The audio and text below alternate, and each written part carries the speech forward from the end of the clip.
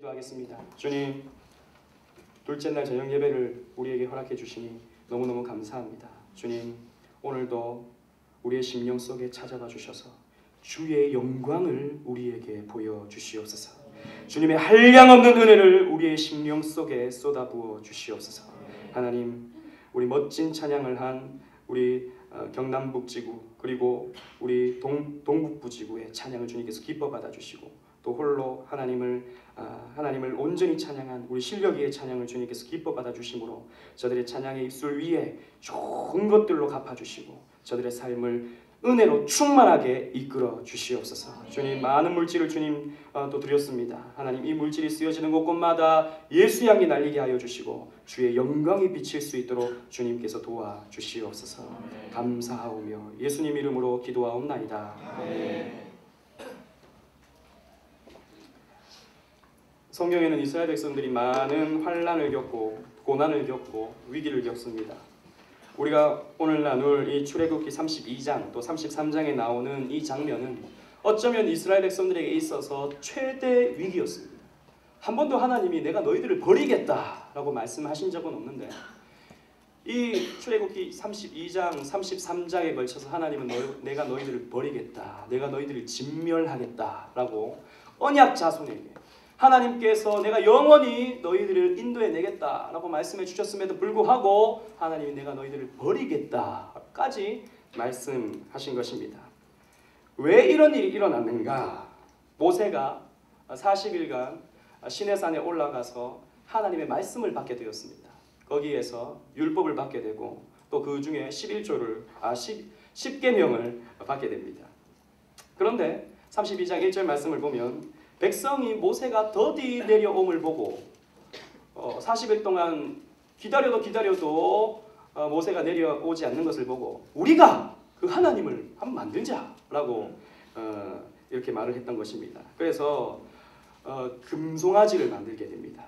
그래서 이 금송아지를 만들어 놓고 이것이 바로 우리를 애굽에서 이끌어낸 하나님이다 라고 그 금송아지 앞에서 제사를 드리고 그 금송아지를 예배하고 거기에서 춤추고 우상 숭배를 하게 된 것입니다. 그래서 하나님은 모세에게 이렇게 말씀하셨습니다. 32장 7절 말씀 보면 내가 애굽 땅에서 인도해낸 내 백성이 부패하였다 라고 말씀하셨습니다. 그리고 10절 말씀을 보면 이제 내가 진노를 발하여서 저 민족을 진멸하고 너를 통해서 새로운 민족을 만들겠다라고 하나님께서 말씀하셨습니다. 그런데 모세가 이 진노하시는 하나님의 말씀을 듣고 가만히 있을 수가 없었습니다. 모세는 하나님께 기도를 했습니다. 32장 13절 말씀을 보면 주의 종 아브라함과 이삭과 이스라엘을 기억하소서. 아브라함에게 어떤 약속해 주셨습니까? 아브라함의 후손이 저 바다의 모래와 같이 저 하늘의 별과 같이 많게 하겠다고 주님 약속하시지 않으셨습니까? 주님 아브라함에게 해주셨던 그 약속, 또 이삭에게 해주셨던 그 약속, 내 씨로 말미암아 큰 민족을 이루고 그 씨로 말미암아 구원자가 나오게 하겠다라고 하는 그 언약의 말씀을 주님 이삭에게 주시지 않으셨습니까? 주님 돌이켜주세요. 돌이켜주세요. 그래서 주의 영원한 기업의 나라가 되게 해주세요 라고 모세는 하나님께 기도를 했던 것입니다. 그때 32장 14절 말씀을 보면 여호와께서 뜻을 돌이키사 그랬습니다. 여호와께서 뜻을 돌이키셨습니다. 이 백성을 진멸해야겠다라고 말씀하셨는데 뜻을 돌이켜서 그 화를, 그 말씀하신 화를 그 백성에게 내리지 아니하겠노라 라고 하나님께서 말씀을 주셨습니다. 모세는 아론을 책망하고 그 금송아지를 만들어내는 일에 주도적인 역할을 했던 이 아론을 책망을 하고, 그리고 그 금송아지를 만들고 그 앞에서 춤추고 그 금송아지를 향하여 예배를 드렸던 그 3,000명을 심판하여 그 3,000명을 죽여버렸습니다. 그리고는 다시 모세는 하나님을 찾아갔습니다. 32장 32절을 보면 그들의 죄를 사하여 주옵소서. 주님 우리 민족의 죄를 사하여 주옵소서. 그리하지 아니하시면, 그렇지 않사오면 원컨대 주의 기록하신 책에서 생명책, 기념책에서 내 이름을 지워버려 주십시오. 주님, 저 백성들 살려주세요. 저 백성들 회복시켜주세요. 저 백성들 구원해주세요. 그렇지 않으면 하나님, 나 버려주세요. 나를 생명책에서 지워주세요. 라고까지 모세는 하나님께 기도했던 것입니다. 그때 또 하나님은 이렇게 말씀을 주십니다. 33장 3절 말씀. 너희로 젖과 꿀이 흐르는 땅에 이르게 하려니와 나는 너희와 함께 올라가지 아니하리니 너희는 목이 곧은 백성인즉 내가 중로에서 너희를 진멸할까 염려합니다. 라고 말씀하셨습니다. 그래, 내가 너의 기도를 듣고 이 백성들 다 내가 약속했던 가나안 땅으로 보내주겠다. 하지만 나는 가지 아니하겠다. 왜? 너희들이 또 범죄하면 또 내가 진멸할까 한다. 그래서 나는 가지 않고 너희들만 가라. 라고 하나님께서 말씀하셨습니다. 그러나 모세는 거기에서 그치지 않았습니다. 그 음성을 듣고 회복해 주시겠다라고 하는 그 하나님의 음성을 듣고는 네, 그러면 우리들끼리 잘 들어가겠습니다 라고 하지 않았습니다. 그래서 우리는 이 모세의 더욱 많은 것을 구하는 기도를 우리 12절로 23절의 말씀을 통해서 우리 중점적으로 한번 살펴보도록 하겠습니다. 먼저 우리 12절, 13절 말씀을 다 같이 한번 읽어보도록 하겠습니다. 시작! 모세가 여호와께 청하되 보시옵소서.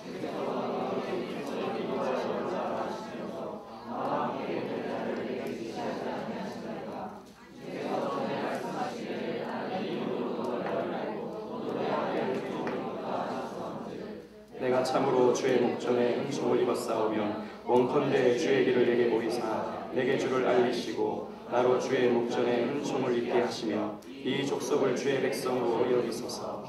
모세가 하나님께 기도를 하는데 주님, 그러면 내가 누구랑 가야 됩니까?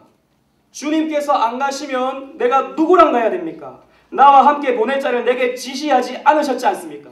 주님, 가라고 했는데 저는 누구와 가야 됩니까? 라고 모세는 하나님께 물었습니다. 이것은 아론과 가야 됩니까?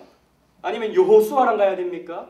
아니면 이 백성 가운데 아주 제 말을 잘 따르는, 또 전쟁을 잘하는 그런 사람과 내가 가야 됩니까? 물어본 것이 아닙니다. 이 말은 주님께서 저와 함께 하셨고 주님께서 저를 지금까지 인도해 주셨는데 제가 지금 누구랑 가겠습니까? 제가 지금 누구랑 갈 수 있겠습니까? 주님, 같이 가주세요 라고 구하는 기도인 것입니다. 그러면서 하는 말이, 주님, 전에 말씀하시기를 나는 이름으로도 너를 알고 너를 안다 라는 말은 단순히 그냥 적당히 이름 정도 안다 라는 말이 아니에요. 여기서 야다 라고 하는 이 말은 너의 전 인격을 알고 너의 과거를 알고 현재를 알고 미래를 알고 너의 그 마음을 알고 너의 모든 것을 다 안다 라고 말씀하시는 그 하나님이었습니다. 하나님, 나를 안다 라고 하시지 않으셨습니까? 그 말은 즉 나를 사랑한다 라고 말씀하시지 않으셨습니까? 그런데 주님, 저 혼자 가라니요. 안 됩니다. 주님, 같이 가주세요 라고 지금 모세는 하나님께 기도하고 있는 것입니다. 동행을 구하는 기도였다라는 것입니다. 주님, 같이 가주세요. 아무리 여기 백성 중에 아무리 유능한 사람이 하더라도 주님이 같이 가주시지 않으시면 우리는 안 됩니다. 저는 안 됩니다 라고 지금 모세는 하나님을 구하고 있는 것입니다. 또 모세는 이렇게 기도합니다. 주의 길을 내게 보이소서. 주님, 내가 어떤 길로 가야 됩니까? 광야길로 가야 됩니까? 해변길로 가나안 땅으로 들어가야 됩니까? 아니면 요단강을 어느 쪽에서 건너가야 됩니까? 라고 물어본 것이 아닙니다. 주님께서 앞서 가주심으로 말미암아 우리와 함께 가실 때 우리 앞서 가주심으로 말미암아 우리가 가야 할 길, 주님의 길입니다. 주님, 주님의 길을 나에게 보여주세요 라고 지금 모세는 기도하고 있는 것입니다. 여러분, 우리가 잘못된 기도는 아니지만 우리가 먼저 기도해야 될 것은 주님, 내 길을 보여주세요가 아닙니다. 여러분, 우리 길은 사실 알 수가 없어요. 내가 무슨 전공을 해야 됩니까? 어디에 취직을 해야 됩니까? 우리가 막 기도하면 하나님이 어디 길로 가라 라고 명확하게 보여주시기도 하지만 대부분은 보여주시지 않으십니다. 하나님이 그렇게 여러 가지의 방법으로 우리를 이끌어 가주심으로 말미암아 우리가 돌아보면 하나님이 나를 이렇게 인도해 주셨구나라는 것을 우리가 발견할 뿐이지, 우리가 가야 할 길을 하나님께서 쫙 비춰주셔가지고 너는 어느 길로 가라, 너는 이곳으로 취직하라 라고 명확하게 가르쳐 주시는 분이 아닙니다. 우리가 하나님께 구해야 할 것은 주님, 주님의 길이 어디입니까? 를 구해야 된다. 이 주님의 길이 어디인가? 성경에서 우리에게 가르쳐 준다라는 것이죠. 인생이 어떠한 삶을 살아야 하며 앞으로 어디를 가게 될 것이며 또 이 세상이 끝나게 되면 내세에서 우리는 어떠한 삶을 살게 될 것인지 성경에서는 정확하게 우리의 삶의 길을 알려준다는 것입니다. 우리가 구해야 할 것은 나의 길이 아니라 주님의 길입니다. 주님께서 만들어 놓으신 길이라는 것이죠. 주님께서 동행하시는 길이라는 것이죠. 우리는 그 길 따라가기만 하면 되는 것입니다. 모세는 또 이렇게 구합니다. 내게 주를 알리소서. 내게 주님을 알게 하소서. 이미 모세는 주님을 잘 알고 있었습니다. 누구보다도 모세는 주님에 대해서 잘 알고 있었습니다. 모세는 심지어 친구같이 여호와 하나님과 대화를 나눴던 존재였습니다. 그럼에도 불구하고 모세가 구하는 것은 주님, 내게 주님을 알리소서. 주님을 더욱 알기를 원합니다. 주님에 대해서 더욱더 많은 것을 알기를 원합니다. 주님의 생각과 주님의 하시고자 하는 그 모든 것들을 내가 알기를 원합니다 라고 지금 모세는 기도하고 있는 것입니다. 여러분, 진정한 은혜를 아는 자, 진정한 은혜를 받은 자는 주님을 더욱 알기를 원합니다. 주님을 알 때에 오는 기쁨, 주님을 알아갈 때의 그 즐거움, 주님을 알아갈 때의 그 행복, 누려본 자들만 아는 것입니다. 여러분, 우리는 주님을 알아야 돼요. 주님을 알아갈 때에 그 기쁨을 맛봐야 되는 것입니다. 어떻게 알 수 있습니까? 당연히 성경을 통해서 우리는 알아가야 되는 것입니다. 하나님의 말씀을 읽고 공부하고 주의 말씀을 듣고 묵상하고 그것을 씹어 삼켜 소화함을 통하여서 우리는 주님을 알아갈 수가 있게 되는 것입니다. 그래서 호세아는 6장 3절에 호세아 6장 3절에 이렇게 말합니다. 우리가 여호와를 알자. 힘써 여호와를 알자 라고 말합니다. 호세아는 하나님이 왜 이런 일을 하시는지 이해가 안 됐습니다. 호세아는 북이스라엘의 선지자였는데 창녀 고멜과 하나님이 결혼하라 그랬습니다. 하나님 명령이니까 하긴 했어요. 그런데 이게 왜 내가 이 사람과 결혼을 해야 되는지 이해할 수가 없었습니다. 그런데 하나님이 그 고멜과 결혼함을 통해서 호세아라는 이름이 여호수아와 같습니다. 구원이라는 이름입니다. 이 호세아, 여호수아의 이름이 여러분 신약으로 바뀌면 헬라어로 음역이 되면 무엇이 되는지 아십니까? 맞습니다. 누가 그랬습니까? 죄송해요. 예수가 됩니다. 예수. 여호수아라는 이름이 예수예요. 예수. 이 여호수아도 마찬가지지만 호세아도 오실 예수 그리스도를 예표하는 삶을 살았다라는 것이죠. 고멜과 결혼해라. 죄인 중에서 가장 추한 창녀인 고멜과 결혼해라 라고 하나님께서 말씀을 하셨다는 것이죠. 처음에는 몰랐는데 나중에 알고 보니까 오실 메시아가 이렇게 죄 많은 우리들을 구원해 주셔서 신부 삼아 주시는구나 라는 것을 발견했다는 것이죠. 호세아가 처음에는 몰랐는데 이렇게 하나님에 대해서 조금씩 알아가니까 그 기쁨과 자기의 결혼의 의미와 자기의 삶의 가치가 얼마나 크고 놀라우신지를 발견할 수가 있게 되었다는 것이죠. 하나님을 알아갈 때 우리가 여호와를 알아야겠다. 힘써 여호와를 알아야겠다. 그의 나오심은 새벽빛같이 일정하니 비와 같이 땅을 적시는 늦은 비와 같이 우리에게 임하신다. 너무 좋은 분이다. 너무 위대한 분이다. 나는 이해가 안 됐는데 지금은 그 하나님이 너무너무 좋다라고 지금 호세아는 말하고 있는 것입니다. 지금 모세의 기도를 한번 보십시오. 12절, 13절의 모세의 기도는 특징이 뭐냐면 주님을 알기를 원합니다. 주님을 구하는 것입니다. 주님의 길을 보이시고 주님 함께 가주시고 또 주님을 알게 해주세요 라고 지금 모세는 기도하고 있습니다. 여러분, 우리의 기도의 내용이 무엇이어야 됩니까? 주님을 구하는 것이요. 주님을 구하는 것. 제가 어제도 말씀드렸지만 우리의 기도는 너무나도 가벼워요. 저도 마찬가지고 여러분들도 마찬가지일 것입니다. 내 생활, 내 건강, 우리 가족, 내 미래, 나. 모세는 그러지 않았다는 것입니다. 모세는 주님을 구하고 있습니다. 예수님의 제자들이 예수님께 이렇게 질문했습니다. 주님, 우리가 어떻게 기도해야 됩니까? 주님, 우리가 어떻게 기도해야 됩니까? 라고 물었습니다. 그때 예수님께서 하시는 말씀이 너희는 이렇게 기도하라. 하늘에 계신 우리 아버지여, 그 이름이 거룩한 것 같이. 갑자기 헷갈리는데, 하늘에 계신 우리 아버지여, 이름이 거룩히 여김을 받으시오. 나라의 임하오시며 뜻이 하늘에서 이룬 것 같이 땅에서도 이루어지이다. 이 말이 무슨 말입니까? 주님의 뜻이 내 삶 가운데 이루어지고, 주님의 이름이 거룩히 여겨지고, 주님의 나라가, 주님의 통치가 내 삶 가운데 이루어지는, 그러한 것을 예수님께서 구하라고 먼저 말씀하셨다라는 것이죠.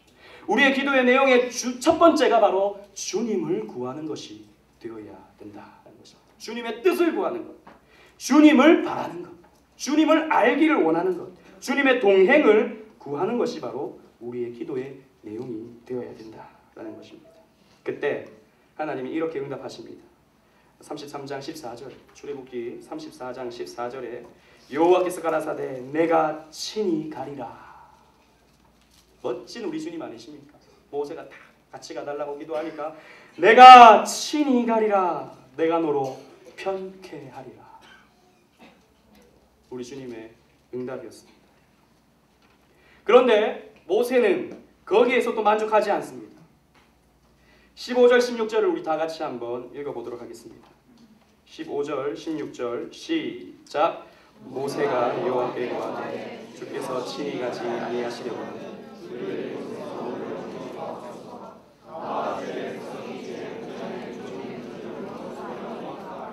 주께서 우리와 함께 하시고 나와 주의 백성을 천하 만민 중에 구별하심이 아니니까.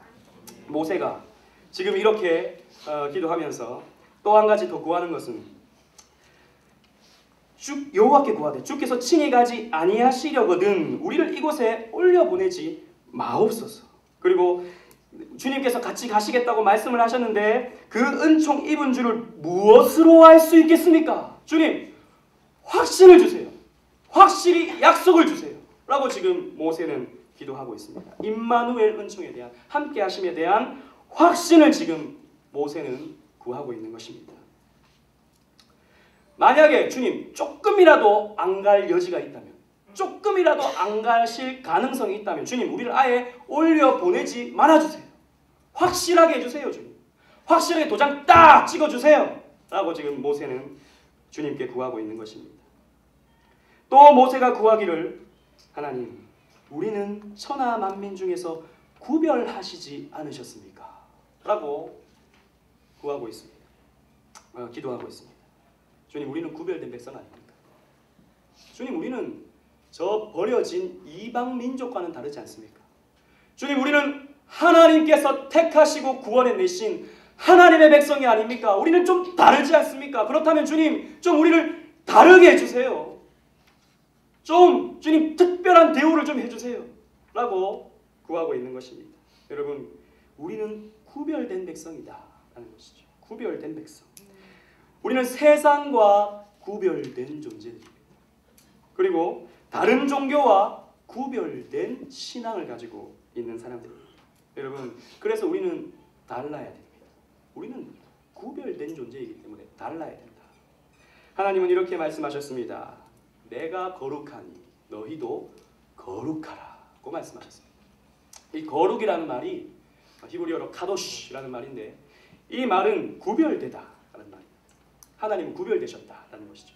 다른 이방의 잡신들과는 구별되신, 다른 이방의 죽은 신들과는 구별되신, 살아계시고 유일하시고 전능하시고 무소부재하신 창조주 하나님이시다라는 것입니다. 그래서 우리는 하나님을 거룩하신 하나님, 구별되신 하나님이라고 고백하는 것입니다. 그런데 그 하나님이 우리 보고도 너희는 거룩하라고 말씀하셨어요.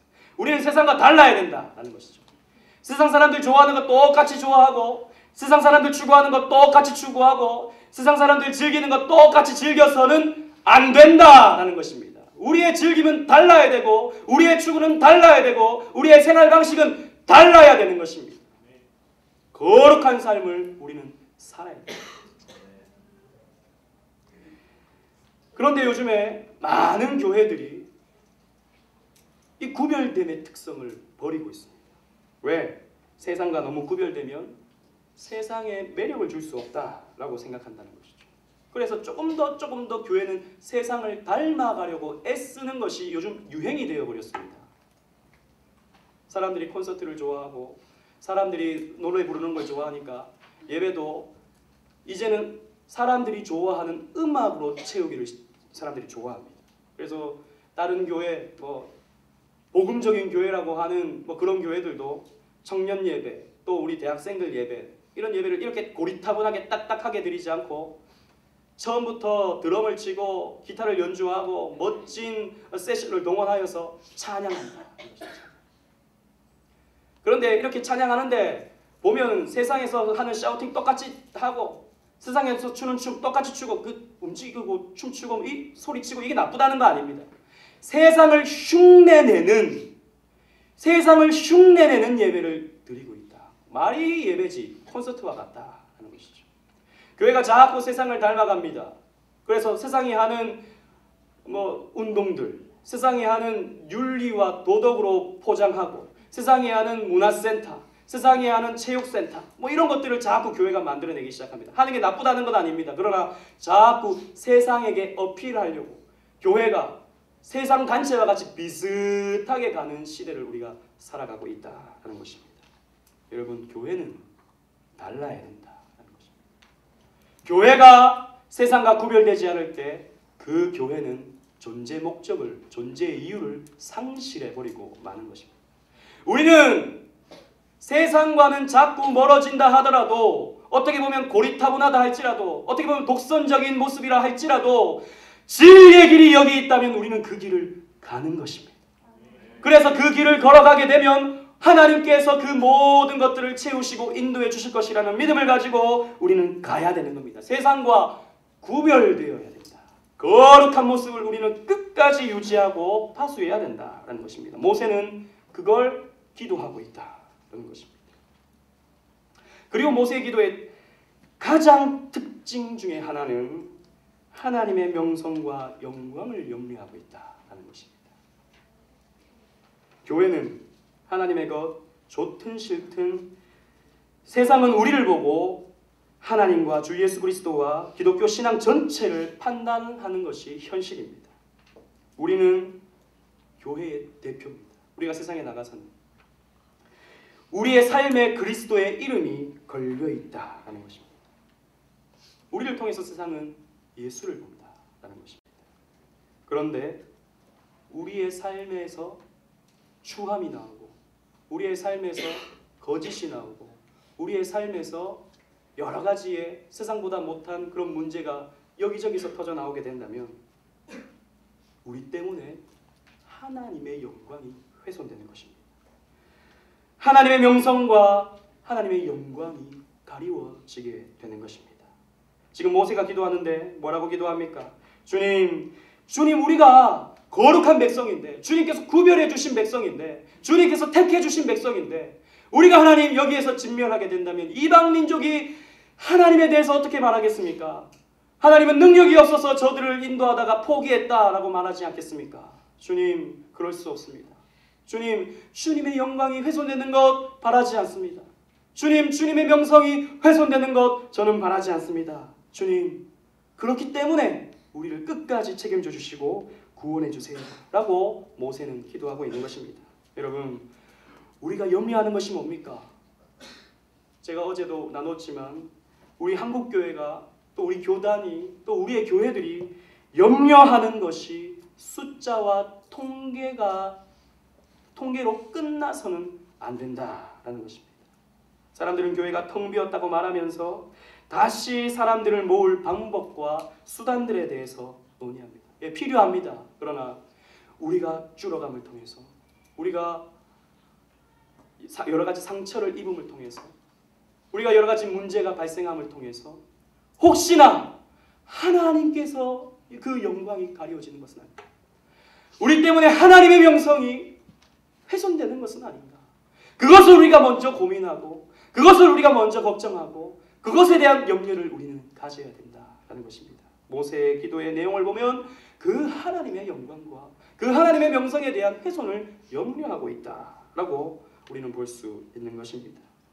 이러한 기도를 모세가 하나님께 드렸을 때 17절에 우리 주님께서 이렇게 응답해 주십니다. 우리 다 같이 한번 읽어볼까요? 17절 말씀 다 같이 읽겠습니다. 시작.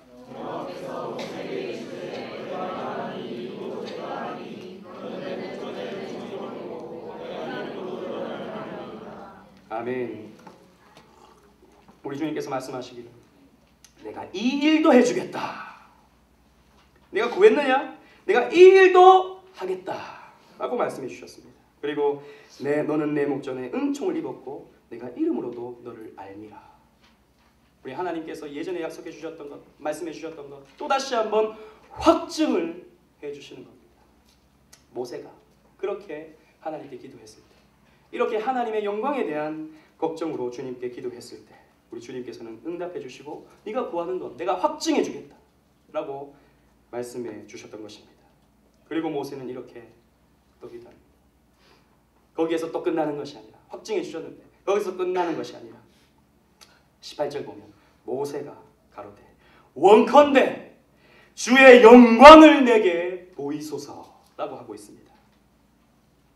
최고의 것을 구하는 기도죠.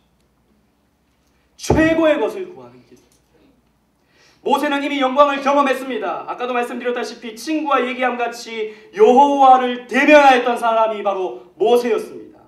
그런데 모세는 거기에서 그치는 것이 아니라 하나님께서 함께해 주시겠다라고 하는 것에 그치는 것이 아니라 내가 확증해 주겠다라고 하는 데서 그치는 것이 아니라 더 지금 구하고 있는 것입니다. 주님 더 주세요. 영광을 보여주세요 라고 기도하고 있습니다. 축복을 넘어서 은사를 넘어서 하나님 자신을 지금 모세는 구하고 있는 것입니다. 지금 그를 가득 채우고 있는 것은 하나님을 인격적으로 알고 대면하고 싶다라고 하는 열망의 기도였다라는 것입니다. 하나님에 대한 갈망, 하나님에 대한 갈망이 모세의 기도 속에서 터져나온 것입니다. 주님, 주님의 영광을 보여주세요. 하나님을 인격적이고 직접적으로 알며 체험하기를 바라는 이러한 기도 모세가 올려드리고 있다라는 것입니다. 여러분들은 하나님을 갈망하십니까? 하나님을 갈망해 본 적이 있습니까? 하나님의 영광에 대해, 하나님은 영광으로 충만하신 분이시죠. 그 하나님을 우리가 인격적으로 대면하면 그 영광의 빛에 압도되어서 우리도 영광스러워지는 것입니다. 그 영광의 기쁨을 우리는 알아갈 수가 있게 되는 것입니다. 모세가 그것을 기도하고 있다라는 것입니다. 시편 42편 2절 말씀에 내 영혼이 하나님 곧 생존하시는 하나님을 갈망하니 내가 어느 때에 나아가 하나님 앞에 배울고 라고 시편 기자는 말한 적이 있습니다. 내가 하나님을 갈망한다. 하나님의 영광을 갈망한다. 하나님께서 부어주시는 충만한 은혜, 그 궁극의 은혜를 나는 갈망한다 라고 믿음의 사람들은 그렇게 고백을 했던 것입니다. 교회사적으로 이 하나님의 영광을 받고 이 영광을 누렸던 사람들이 너무너무 많습니다. 너무너무 많지만 조나단 에드워즈라는 사람이 있습니다. 조나단 에드워즈 18세기에 미국의 제1차 대각성 운동을 이끌었던 사람입니다. 이 사람은 성경을 읽다가 하나님의 높으심과 하나님의 위대하심과 하나님의 크심에 대해서 읽으며 묵상하며 그것을 음미하다가 하나님의 영광의 빛에 압도되었던 사람입니다. 한번 그 묵상이 일어나기 시작하면, 묵상을 하기 시작하면 하나님께서 그의 모든 심령을 주장해 주셔서 그를 뜨겁게 만들어 버렸습니다.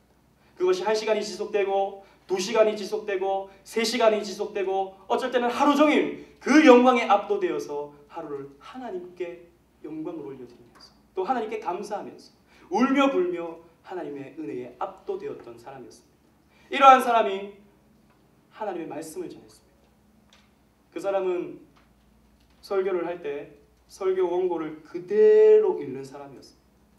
또 지독한 근시 때문에 설교 원고를 이렇게 읽어야 했던 사람입니다. 그때 마이크도 없었죠. 성량이 좋았던 사람도 아닙니다. 촛불에 의지해서 설교 원고를 그냥 쭉 읽어갔던 사람입니다. 그런데 그렇게 읽어갔음에도 불구하고 하나님이 그 입술을 통해서, 그 심령을 통해서 역사하는데 온 미국 사회가 뒤집어졌습니다.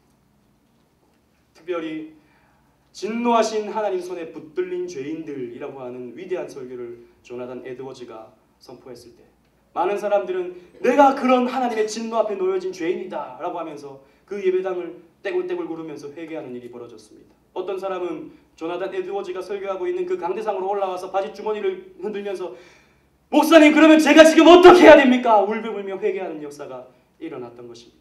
하나님의 영광에 압도되었던 조나단 에드워즈는 하나님께서 그렇게 영광스럽게 사용했다라는 것입니다. 또 교회사 가운데 이 조나단 에드워즈의 사위되는 브레이너드라는 사람이 있습니다. 이 사람은 인디안에게 선교를 하고자 힘썼던 사람입니다. 이 사람도 비슷한 경험을 참 많이 했습니다. 추운 겨울, 혹독한 추운 겨울, 매사추세츠의 어느 곳으로 신방을 가고 있는데 그 인디안들을 만나기 위해서 신방을 가고 있는데 하나님께서 그의 심령을 주장해 주셨습니다. 갑자기 하나님의 영광의 빛에 압도되었습니다. 그래서 그 당장 말을 타고 가다가 내려서 무릎 꿇고 기도를 하기 시작했습니다. 1시간이 넘게 기도했습니다. 온 땅은 얼어서 꽁꽁 얼어서 추워하고 있는데 브레이너드가 기도하고 있는 그 자리는 땀으로 젖어 있습니다. 하나님께서 그를 압도해 주셨기 때문에, 당신의 영광의 빛을 비추어서 압도해 주셨기 때문입니다. D.L. 무디라는 사람이 있습니다. 이 사람은 19세기의 위대한 복음 증거자였습니다. 이 사람은 무식한 사람이었어요. 어릴 때부터 구두 닦기를 하던 사람이었습니다. 그런데 주일학교 교사였던 킴볼이라는 선생님에 의해서 계속 하나님의 말씀을 배웠던 사람입니다. 그런데 하나님께서 그를 압도시켰습니다. 하나님의 영광의 빛을 비춰주셨습니다. 어느 날 시카고의 길을 걷다가 하나님께서 갑자기 그를 찾아오셨습니다. 영광의 그의 삶을 완전히 뜨겁게 만들어버렸습니다. 그래서 무디는 이렇게 외칠 수밖에 없었어요. 하나님 그만! 하나님 그만! 왜? 그 영광이 너무나도 자기가 감당할 수가 없었어요. 하나님께서 비춰주시는 그 영광의 빛이 너무나도 크고 위대해서 하나님 그만이라고 외칠 수밖에 없었어요. 그런데 그 무디가 복음을 증거할 때 수많은 사람들이 뒤집어지고 수많은 사람들이 회개하고 수많은 사람들이 예수를 믿겠다고 주님 앞에 나왔습니다. 여러분, 교회사를 볼 때 성경을 봐도 그렇지만 교회사를 볼 때 위대한 복음 증거자들은, 위대한 하나님의 사람들은 이렇게 하나님의 영광의 빛에 압도되었던 사람들이었습니다. 여러분, 오해하지 마세요. 이것이 무슨 어떤 특별한 체험, 갑자기 막 해 같은 밝은 빛이 갑자기 내한테 쑥 들어오는 뭐 그런 신비적인 체험, 이런 걸 말하는 것이 아닙니다.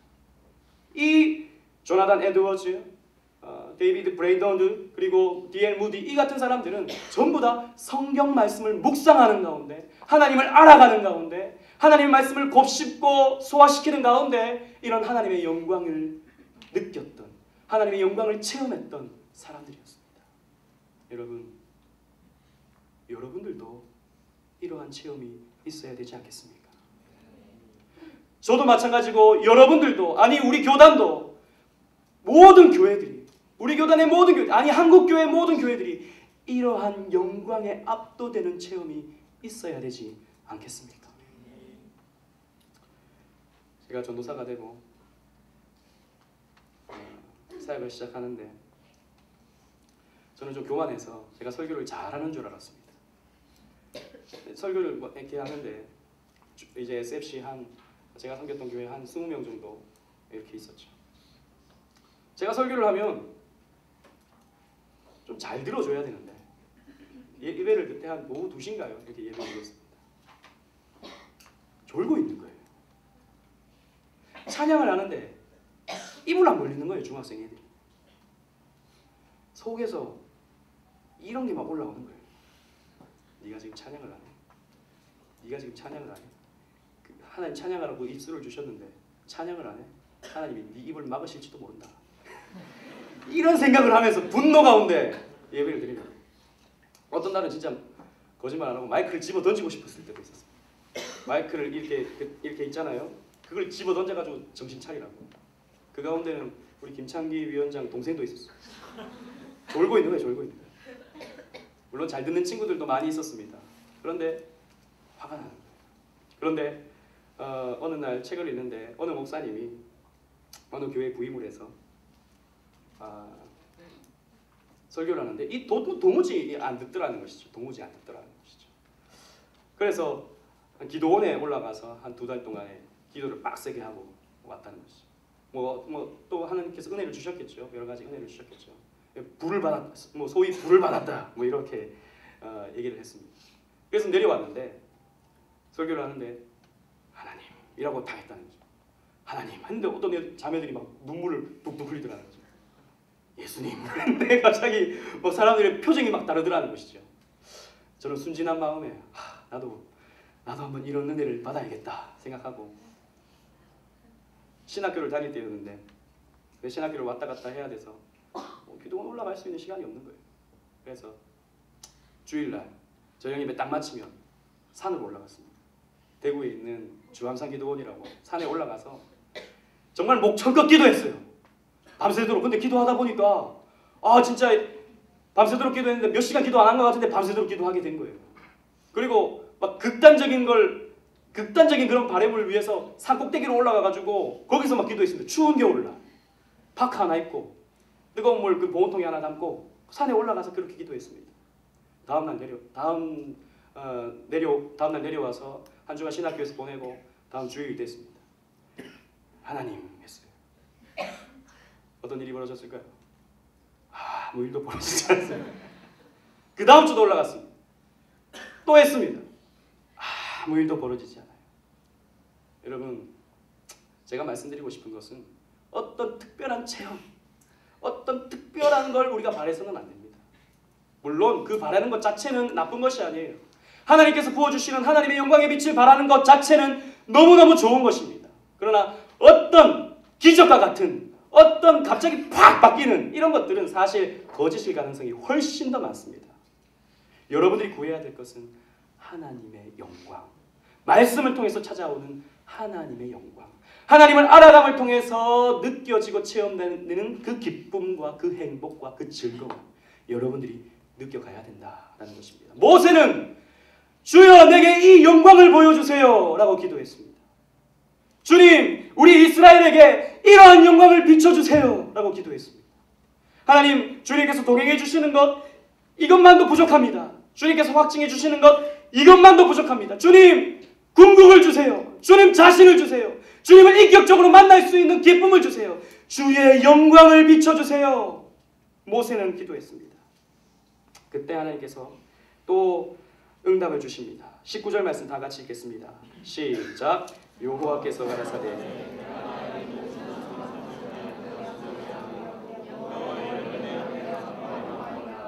은혜를 줄 자에게 은혜를 주고 긍휼히 여길 자에게 긍휼을 베푸느니라. 하나님께서 뭐라고 말씀하시냐? 내가 나의 모든 선한 형상을 내 앞에 지나가게 하겠다. 당신의 영광을 보여주시겠다 라고 말씀해 주셨습니다. 그리고 여호와의 이름을 내 앞에서 반포하겠다고 말씀하셨습니다. 여호와의 이름 뭡니까? 여호와죠. 여호와.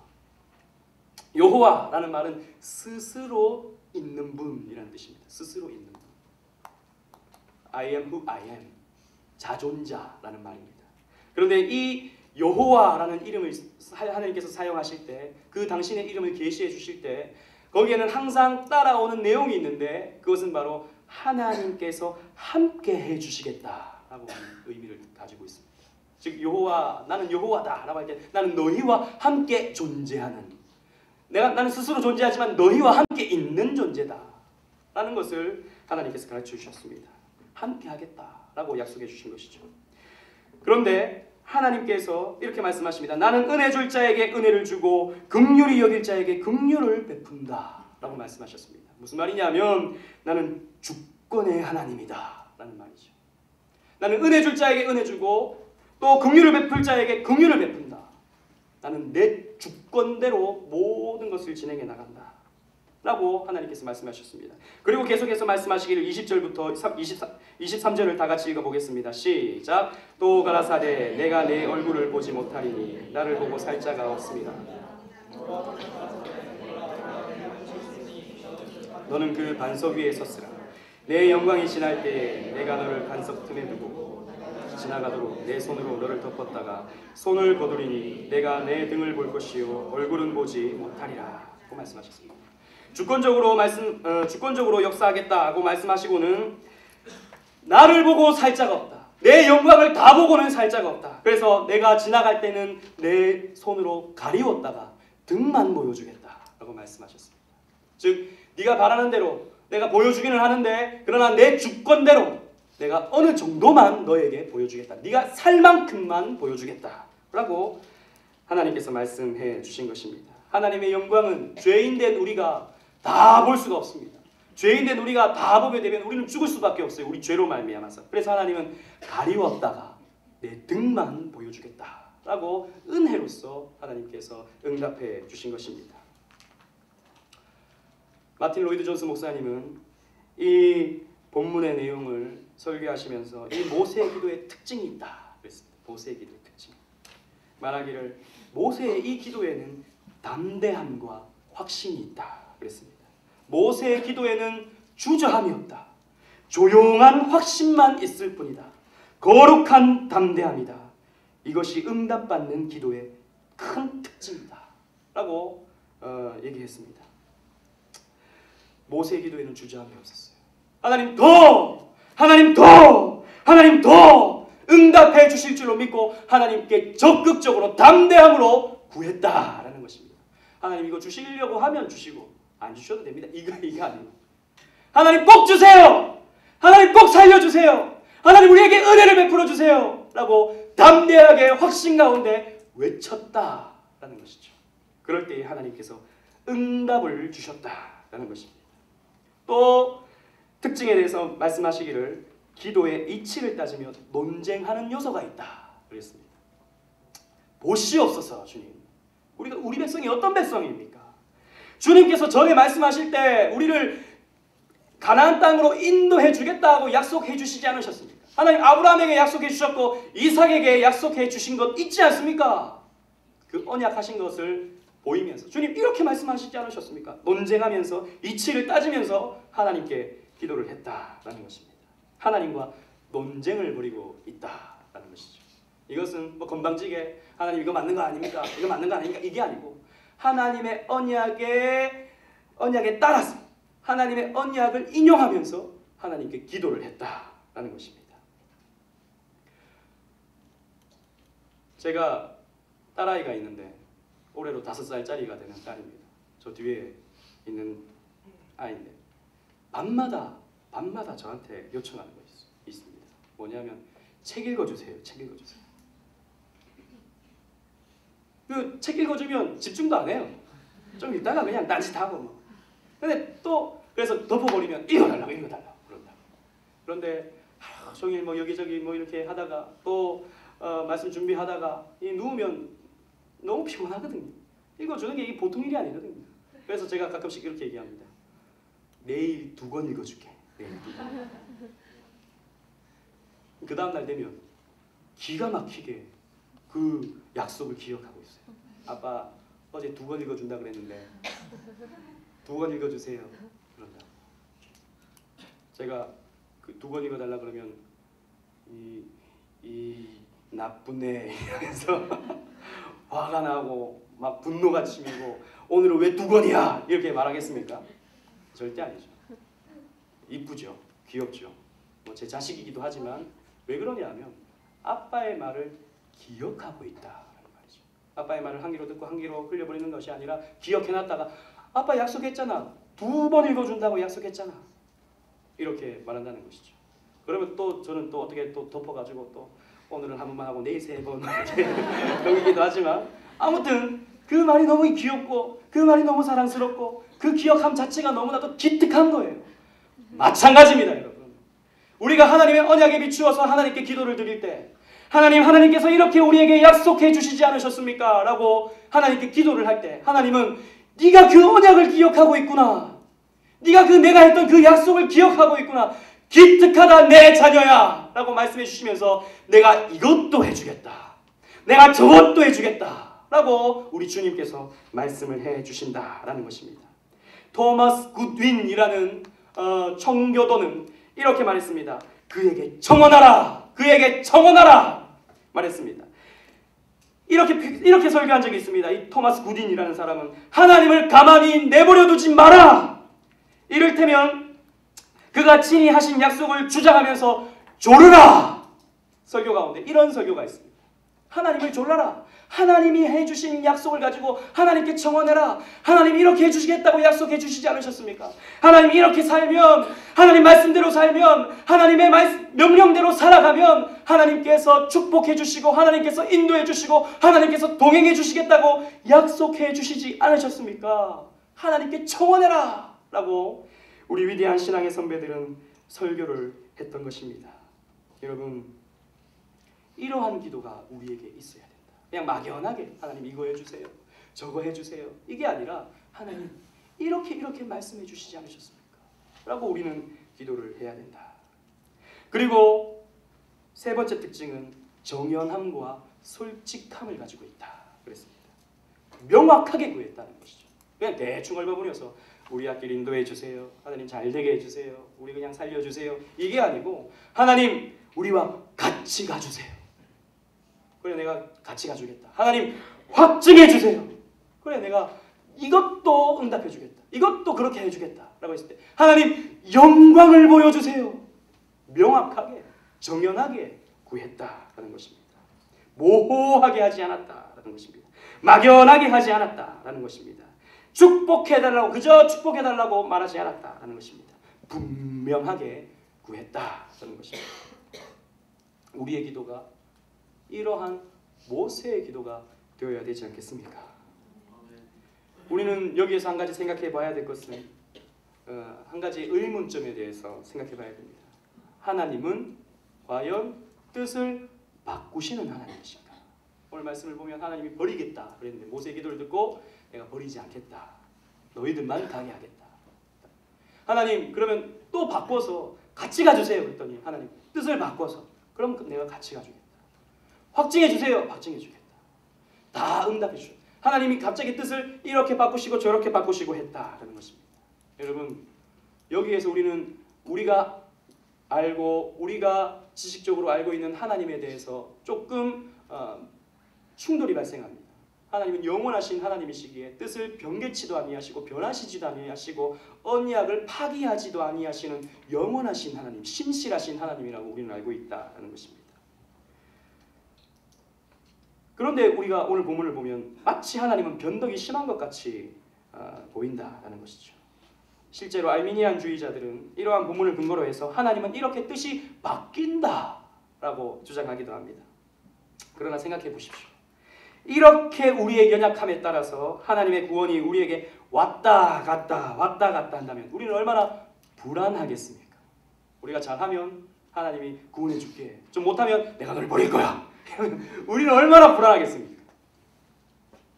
이 본문은 이러한 내용은 하나님이 뜻을 이렇게 자주 바꾸시는 그런 분임을 가르쳐주는 말씀이 절대 아닙니다. 이러한 본문의 내용은 하나님이 당신을 우리 인간에게 계시하실 때 우리 인간이 이해할 수 있는 범위 내에서 설명하시기 위해서 인간의 감정에 빗대어 하나님의 감정을 표현한 것뿐인 것입니다. 이것을 신학적으로 신인 동형 동성론적 표현이라고 합니다. 마치 하나님이 인간이 된 것처럼 표현된 구문이다라는 것이죠. 신인 동형 동성론적 표현. 하나님은 변개치 아니하신다라는 것이죠. 그렇다면 이 본문은 무슨 내용입니까? 이렇게 변하시는 하나님은 어떠한 분입니까? 하나님의 자비하심을 가르쳐 줍니다. 하나님 변하지 않으시고 한 번도 하나님은 이 백성을 완전히 버려야겠다라고 생각해 본 적이 절대 없습니다. 그러나 하나님께서 그렇게 말씀하시면 지금 하나님께서 이스라엘 백성들을 대하시는 상황이 버릴 수밖에 없는 상황임을 이스라엘 백성들로 하여금 깨닫게 하시기 위해서 그렇게 표현하신 것뿐이다 라는 것입니다. 하나님은 절대 바뀌는 분이 아니다 라는 것입니다. 이미 하나님은 이스라엘 백성들을 구원하시기로 작정하셨습니다.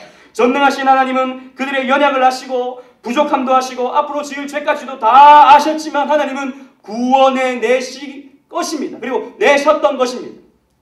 또한 하나님은 이스라엘 백성들을 용서해 주실 것도 작정해 주셨습니다. 그래서 19절 말미에도 나는 은혜 줄 자에게 은혜를 주고 긍휼히 여길 자에게 긍휼을 베푸니라. 나는 주권적으로 역사하는 하나님이다 라고 말씀해 주셨던 것입니다. 이미 이스라엘은 은혜 받은 자였고 앞으로도 이스라엘은 긍휼히 여김을 받는 자다라는 것입니다. 여러분, 이 자비로운 하나님을 바라보십시오. 이분은 결코 우리를 버리지 아니하십니다.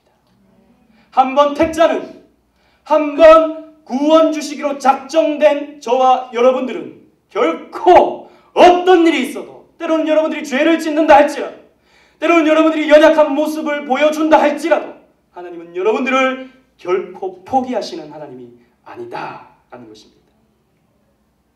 이 하나님을 우리가 바라보면서 이 하나님께 우리의 상황을 내어놓아야 된다라는 것입니다. 여러분, 어제는 우리가 회복하게 해달라고 기도했습니다. 회복하게 해달라고. 회복하게. 우리가 당했던 수치, 우리가 당했던 아픔, 우리가 당했던 숫자적인 감소, 회복하게 해달라고 기도했습니다. 오늘은 우리가 기도해야 될 것은, 또 우리가 더 나아가서 더 구해야 할 것은 하나님의 영광입니다. 하나님의 자신입니다. 하나님을 인격적으로 만나는 것입니다. 우리의 심령이 주님의 영광으로 말미암아 우리가 뜨거워지고 우리 또한 그 영광에 압도되어야 되는 것입니다. 여러분, 부흥의 시작은 거기에서부터 시작됩니다. 부흥의 시작은 우리가 하나님을 인격적으로 만나고 그분과 늘 동행하고 그분께서 비춰주시는 영광의 빛에 우리가 충만해지는 것입니다. 그분을 알아감을 통해서, 그분을 더욱더 알아감을 통해서 우리 이 시간 함께 찬양하도록 하겠습니다. 내 눈 주의 영광을 보내. 찬송 가운데 계신 주님, 우리 찬양하면서 주님, 우리 모세의 기도와 같이 주님 내게 영광을 비춰주세요. 주님, 우리를 영광스럽게 만들어 주시옵소서. 무엇으로? 주님의 말씀으로, 주님을 알아감을 통해서 우리 찬양하도록 하겠습니다. 내 눈 주의 영광을 보내. 내 눈 주의 영광을 보내. 저기 가운데 계신 주님, 그 빛난 영광, 그 빛난 영광 나를 덮고 그 찬송 온 땅 가득해. 내 눈 주의 영광을 보내. 찬송 가운데 서신 주님의 얼굴을 온 세상 향하네. 권능의 발을 드셨네. 주의 영광, 주의 영광 이곳에 가득해. 우린 선의 주님과 함께 찬양하며 우리는 전진하리. 모든 열방 주 볼 때까지. 내 눈 주의 영광을 보내. 내 눈 주의 영광을 보내. 우리 가운데 계신 주님, 그 빛난 영광, 그 빛난 영광 온 하늘 덮고 그 찬송 온 땅 가득해. 그 찬송 온 땅 가득해. 내 눈 주의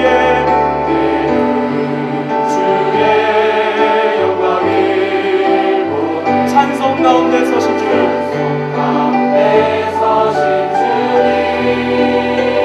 주님의 얼굴은 온 세상 향하네. 온 세상 세상 향한 권능의 팔을 드셨네. 권능의 팔을 드셨네.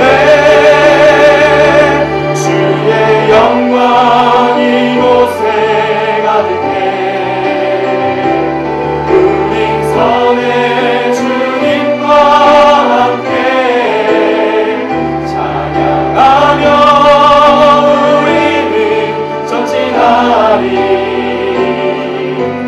모든 열방 주 볼 때까지 하늘 아버지 우리 새롭게 하사 하늘 아버지 우리 새롭게 하사 열방 중에서 주를 섬기게 하소서. 모든 나라 일어나 찬송 부르며 영광의 주님을 보게 하소서. 주의 영광 이곳에 가득해. 우린선의 주님과 함께 찬양하며 우리는 전진하리. 모든 열방 죽을 때까지 모든 열방 죽을 주의 영광 이곳에 가득해. 주의 영광 이곳에 가득해. 우린선의 주님과 함께 찬양하며 우리는 전진하리. 모든 열방 죽을 때까지 모든 열방 죽을 때까지. 모세가 구한 것은 하나님의 영광이었습니다.